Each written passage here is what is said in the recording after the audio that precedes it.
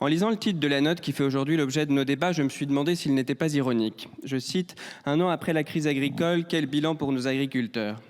Ces derniers doivent être ravis d'apprendre que la crise de leur secteur a commencé il y a une petite année et qu'on nomme surtout crise le ramdam qu'ils font avec leurs tracteurs sur nos autoroutes, alors qu'en réalité, ils souffrent en silence depuis des décennies.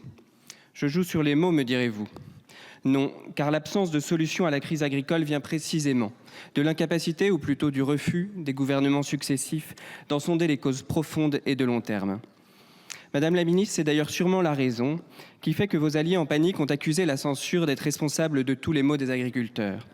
Ils ont simplement omis de dire que nous avons censuré un budget qui prévoyait 14% de baisse des crédits pour le secteur et dont les principales bonnes mesures n'ont en réalité pas été affectées par un report de 2 mois, GNR, retraite, TODE, pour ne citer que les principales.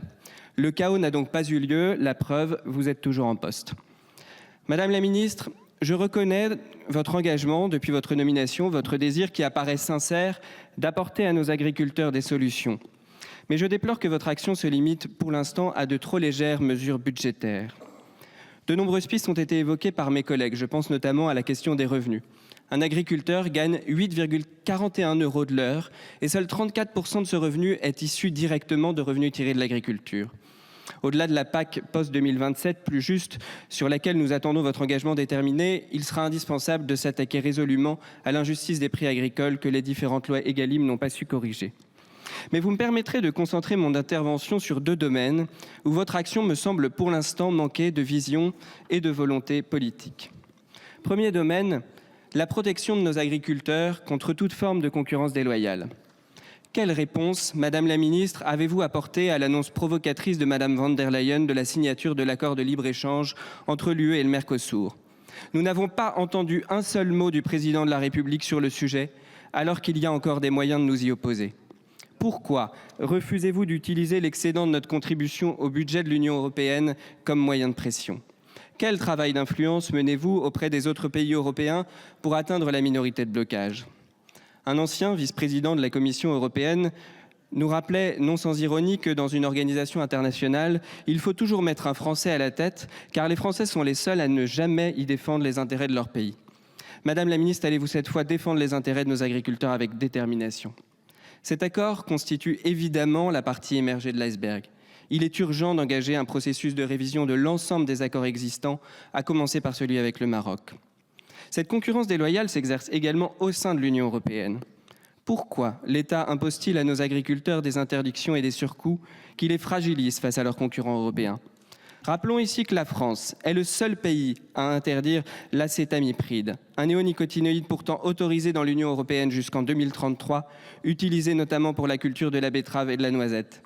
Interdire à des exploitants de faire correctement leur travail tout en leur allouant quelques aides compensatoires est un pur non-sens économique.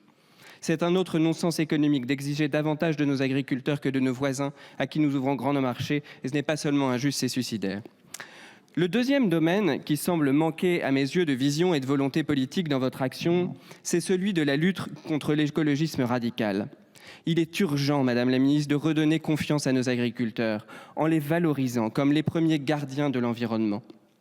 Un agent de l'OFB a ce matin même affirmé « On a l'impression que les agriculteurs ne veulent plus nous voir sur leurs exploitations. Mais c'est du même ordre que si les dealers demandaient aux policiers de ne plus venir dans les cités pour empêcher le deal. » Les exploitations seraient-elles devenues de nouveaux territoires perdus de la République?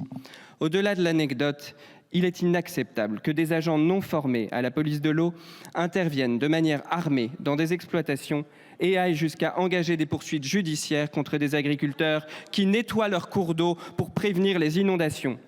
Ce scandale humain se double d'un scandale budgétaire. 700 millions d'euros, c'est le coût annuel de l'OFB. C'est également le montant du coup de rabot que vous avez mis dans le budget agricole 2025. Face à cela, vous proposez un contrôle unique. Ce contrôle unique que vous avez annoncé vouloir mettre en place s'avère totalement inadapté à la situation. Ce dont les agriculteurs ont besoin, c'est d'un véritable moratoire sur les contrôles tant que la question de la surtransposition des normes n'est pas réglée. Le Premier ministre a semblé prendre conscience de ces enjeux. Agira-t-il?